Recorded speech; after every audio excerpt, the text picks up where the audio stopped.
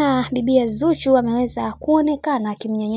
akimnyonyesha mtoto wake, jambo ambalo watu wengi wameweza kuvutiwa nalo na wengi wao waliweza kufunguka mengi zaidi ya hiki ambacho watu wameweza kukiona, na wengi wao waliweza kumsifu na kumwambia kwamba yeye ni mwanamke na nusu, kwani hiki ambacho alichoweza kukifanya ni jambo jema, na wengi wao wameweza kukipenda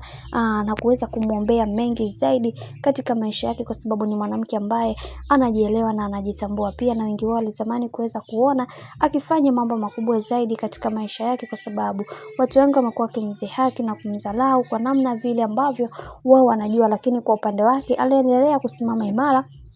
kuweza kuhakikisha kila kitu kinakuwa sawa kwa upande wake, licha ya watu kuweza kumzungumzia vibaya, lakini bado aliendelea kupambana na kutatua matatizo ambayo alikuwa nayo pasipo kuweza kujali chochote ambacho kinachoendelea, akiamini kwamba yeye ni bora zaidi katika maisha yake pasipo kuweza kumtegemea mtu wa aina yoyote, na aliamini hilo kabla mambo hayajaharibika kipindi cha nyuma, na akasema kwamba kwa hiki kinachoendelea mnatakiwa kuweza kunipa sapoti kubwa katika maisha yangu, kwa sababu mimi ni moja kati ya mtu ambaye mara zote natamani kuweza kupata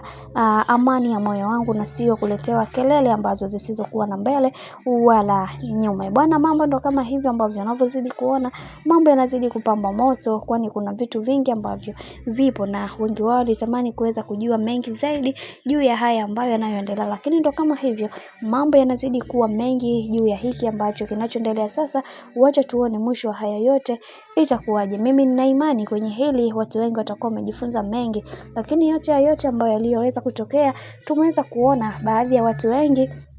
waliweza kufunguka vitu vingi, na akasema kwamba katika kitu pekee ambacho Zuchu amekuwa akipambana kuweza kuhakikisha kinakuwa katika misingi yake na uimara wake kiujumla, ni yeye kumfanya Diamond Platnumz ajihisi moja kati ya mtu ambaye mwenye thamani sana katika maisha yake, na hicho ndio kitu pekee ambacho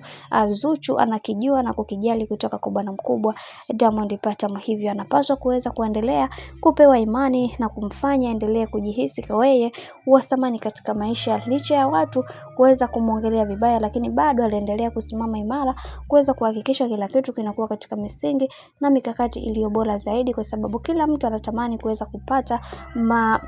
mambo mazuri kutoka kwa mwenza wake. Lakini ndo kama hivyo mambo yanazidi kupamba moto, na wengi wameweza kufunguka mengi juu ya hiki ambacho kinachoendelea, lakini wacha tuone mwisho haya yote itakuwa ni vipi. Mimi nikutaka nikukumbushe kitu kimoja, kama ndo mara kwa kwanza kufuatilia channel tupendwa hii ya Kileo Media, basi usisahau kusubscribe, kulike, kushare pamoja na kucomment. Mimi sina la ziada, wacha nikutakia siku njema na kazi njema. Tukutane next time. Bye bye.